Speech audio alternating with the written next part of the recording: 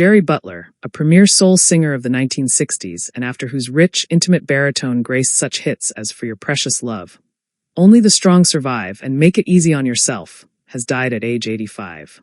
He died on Thursday after a diagnosis of Parkinson's disease. The legendary soul singer, nicknamed the Iceman, was the original lead singer of R&B group The Impressions. After leaving the Rock and Roll Hall of Fame inducted band, he went on to achieve 55 Billboard hits, including his classic songs Only the Strong Survive and He Will Break Your Heart. Butler was inducted into the National Rhythm and Blues Hall of Fame in 2015. Butler and his bandmate Curtis Mayfield are known as two of the greatest singers of all time. Their song For Your Precious Love was listed by Rolling Stone as one of the 500 greatest songs ever made. He told the Chicago Reader in 1990 after the song's success, "All of a sudden I had money. I could buy clothes. I could buy a car. I was on the Dick Clark Show. I was doing all the kind of stuff that folks dream about. But I don't think it ever really affected me the way it does other people. I have never gotten to that point where I thought I had reached the apex or the meridian of my ability." Later on in life, Butler served as a commissioner for Cook County, Illinois.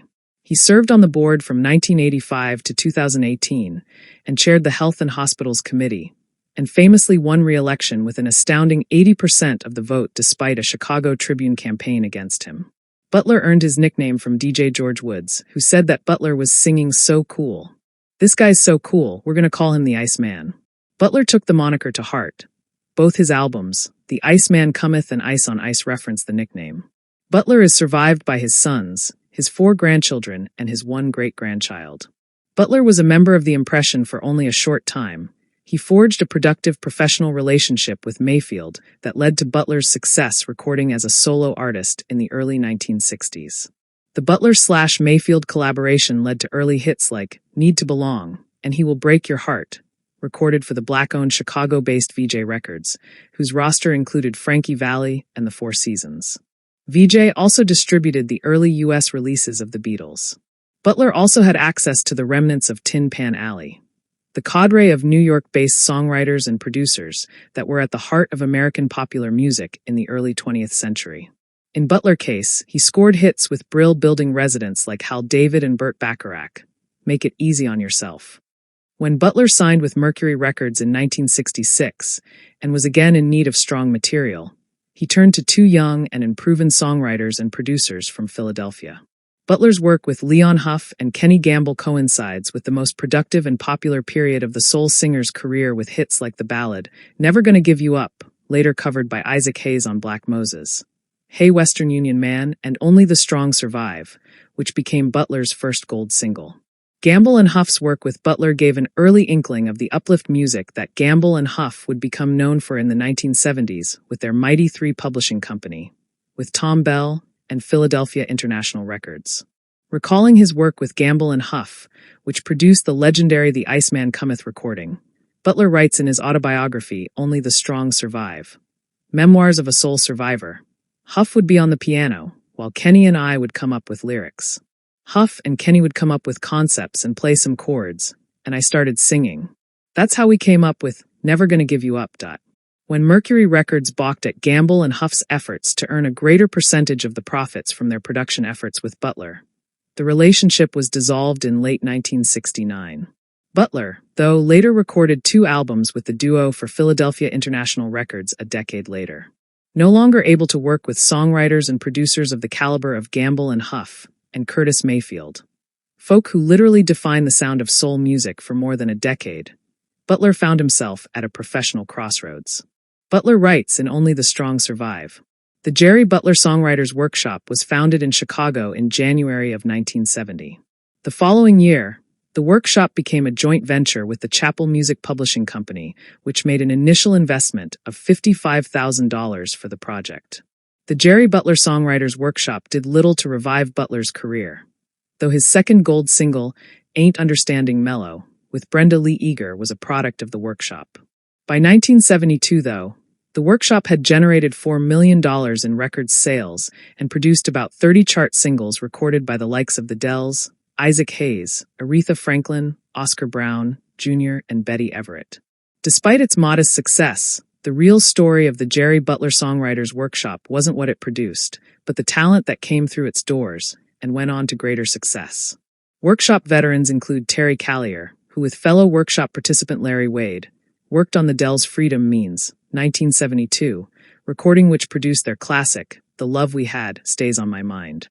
The duo also worked on Callier's own brilliant cadet recordings Occasional Rain, 1972, and What Color Is Love, 1973. Both produced by Charles Stepney, architect of the classic Earth, Wind and Fire sound. Other veterans of the workshop were Len Ron Hanks and Zane Grey, who co-wrote LTD's breakthrough hit, Every Time I Turn Around, Back in Love Again, 1977, and later scored their own disco hit, Dancin', 1978, recording as Grey and Hanks. The most successful veterans of the Jerry Butler Songwriters Workshop were the duo of Chuck Jackson and Marvin Yancey. Jackson, not be mistaken for the hitmaker from the 1960s, was the brother of the Reverend Jesse Jackson and an art director at Playboy magazine when he joined Butler's workshop. Yancey was the musical director and pianist at his father's Chicago church when he met Jackson at Reverend Jackson's Black Expo in 1971. Jackson and Yancey made a musical connection. The initial fruits of Jackson and Yancey's efforts was the formation of the group The Independents, which featured Jackson, Yancey, who preferred staying in the background, Helen Curry, Maurice Jackson, no relation, and later Eric Thomas, who was a member of Reverend Jackson's Operation Push Choir. Recording with dual leads Curry and Chuck Jackson, in the spirit of the deep soul recordings of the Soul Children, The Independents produced a series of moody and gospel-inflected mid-tempo and ballad numbers including Leaving Me, which sold over 1 million copies in 1973, Baby I've Been Missing You, The First Time We Met, In the Valley of My World, later sampled on Jay-Z's remix of Allure, and the stirring Let This Be a Lesson to You. Despite the group's moderate success, Jackson and Yancey disbanded the Independents to seek other opportunities. Jackson and Yancey's fortunes changed when they had a chance encounter with the daughter of Nat King Cole, who was performing at a local club in Chicago. Natalie Cole had been performing a collection of pop standards and soft rock songs, contemplating signing with a major label, but wary of being exploited as the daughter of a pop icon. That all changed when Jackson and Yancey took Cole into Curtis Mayfield's Chicago studio and recorded the demo for what became Inseparable.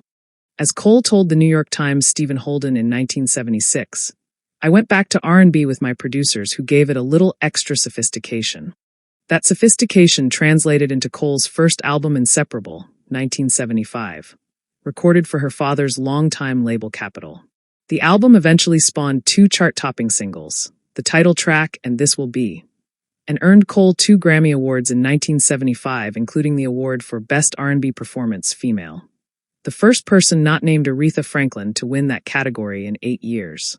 With musical taste changing, Jackson and Yancey, who was briefly married to Cole in the late 1970s, packaged Cole with a pop-jazz sound, not unlike that of Cole's father and Jerry Butler in the early 1960s, but with a gospel flair. The Cole-Yancey-Jackson collaboration produced 5 albums and several million-selling singles, including 1977's I've Got Love on My Mind, from Thankful, and Our Love, which was released later in the year on Unpredictable.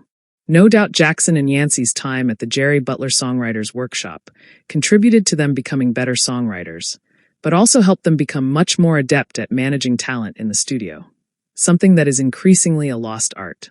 For Butler's part, he was always clear about his investment in the Songwriters Workshop. As he told Rolling Stone magazine in 1973, the idea for the workshop came out of self-interest. I had obligations to do 30 sides for Mercury. Tin Pan Alley, where you used to be able to go get a couple of songs, has died for all intents and purposes. Butler added, I knew Chicago was not the music center that it once was. But at the time, I knew there were a number of young cats in Chicago with a lot of songwriting talent who just didn't have any place to take it to. And even more importantly, nobody to encourage them. Quoted in Robert Pruder's Chicago Soul.